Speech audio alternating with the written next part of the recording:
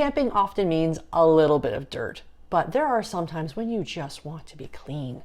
So I'm going to show you how to make a quick and simple and affordable DIY camp shower that you can make with a few things from the hardware store, a pair of scissors, and a screwdriver.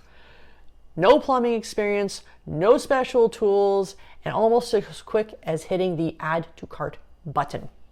Stay tuned, and the dirtiest thing at your campsite will be the jokes. But before we get to that, I want to give a big shout out to Charlie, Jumby, Pippi, and Chance. Thank you so much for watching. Big ear rubs and butt scratches for all of you. And after you've watched this video, make sure you check out our other video about staying clean while camping, in which I put 2 hair care cleaning methods to the test and find a surprisingly effective method for cleaning your clothes. And now, the build. Okay, you can see here I've already removed the nozzle from the pump sprayer.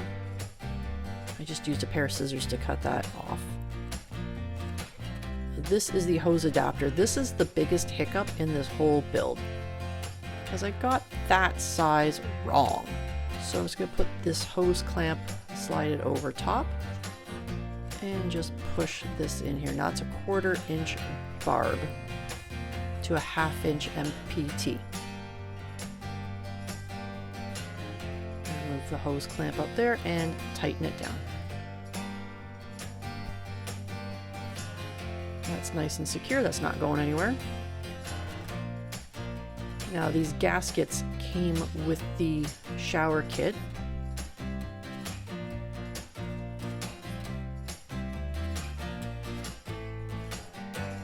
And if it ends up leaking, there's always the option to put some thread tape on that later. For right now, we'll just give this a shot and hope that the gasket works. We have the gasket for the other side too.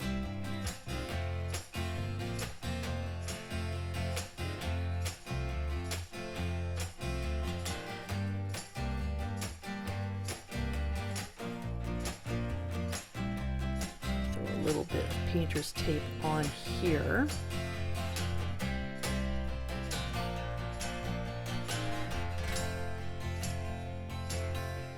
And now, brave the outdoors. Yes, that is snow.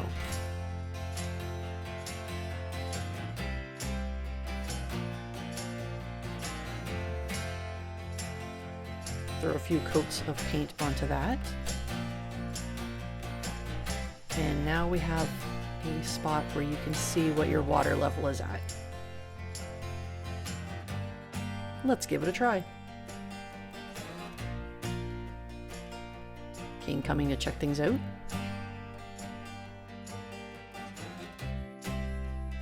Lily, of course, giving quality control inspection. So there you have it. No fuss, no muss, simple, easy peasy, however else you want to put it.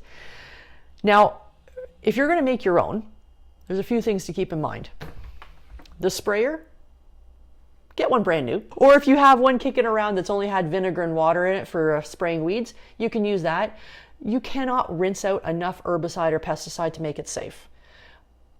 And if you're got the time and you're thinking ahead for maybe next season, think about looking for one of these at the end of the season, at the end of the growing season. You might be able to get one for a little bit cheaper. Really cut yourself, help yourself out that way. This was the most expensive part of the whole build. This was $24.99 from Princess Auto. Did I have to get a 2-gallon? No. The 1 gallon was on sale, and of course I bought one so that I could use the vinegar and water trick for killing the weeds.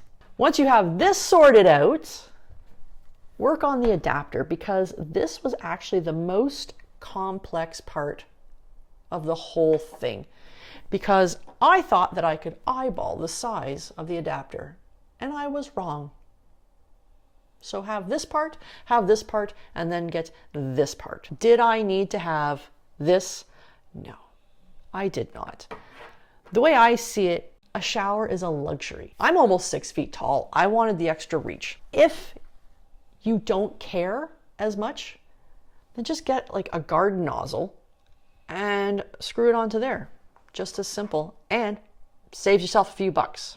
So now the big question, why make a shower? I mean, you can hop onto pretty much any online thing and click to your little heart's content. Well, I have a problem with clicking to my little heart's content and buying gear.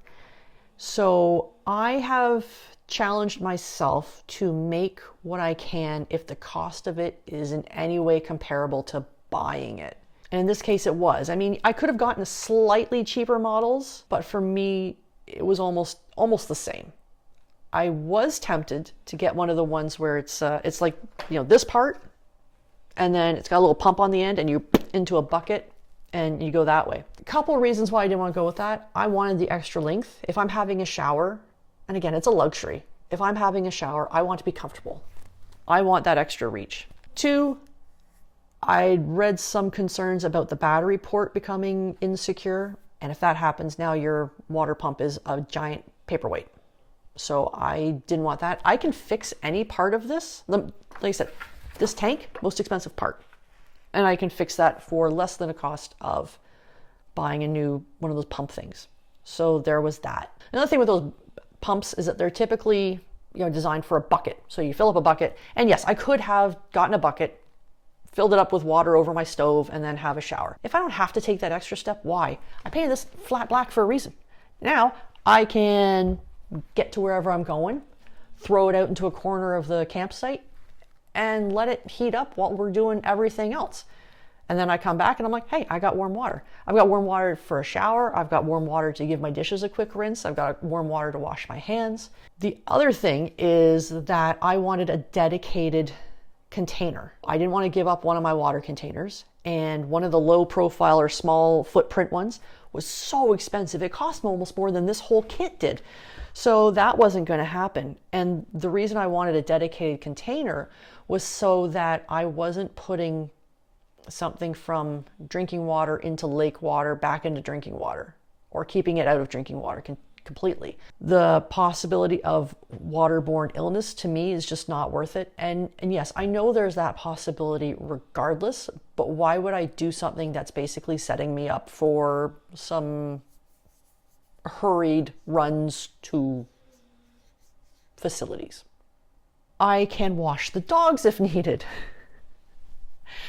Because Lily, being the half beagle that she is a walking nose. And we've been lucky that she hasn't rolled into things, but that is pure luck.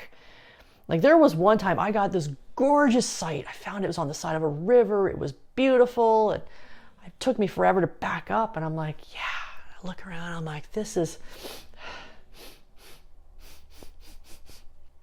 And 6 feet away is a rotting carcass of a fish that someone had caught and just left there. And Miss Lily would have definitely rolled in it and gotten herself all nice and crusty. That would have been fun. Now Meathead is Meathead. He's as bomb-proof as dogs come. Lily is very sensitive to loud noises. So fighting with her to have a shower next to this thing that's and spraying her with water, I did not want to deal with that. So I'm not going to. And there you have it. Let me know what you think. Are you going to make one? Have you made one? Have you tried it and then went with something else? Let me know. I'm genuinely curious. Do you have the same problem with the click, click, click, click, and buy, and you walk out the door and you're like, oh, apparently I have a package. That's all. Oh, Amazon's here. What did you get? I don't know. We'll find out together. Thank you for watching. I really appreciate it. I know I say it with every video, and that's because it's true. You've taken time out of your day to watch me play with plumbing. And that's all I should say on that. We'll see you out there. Safe travels.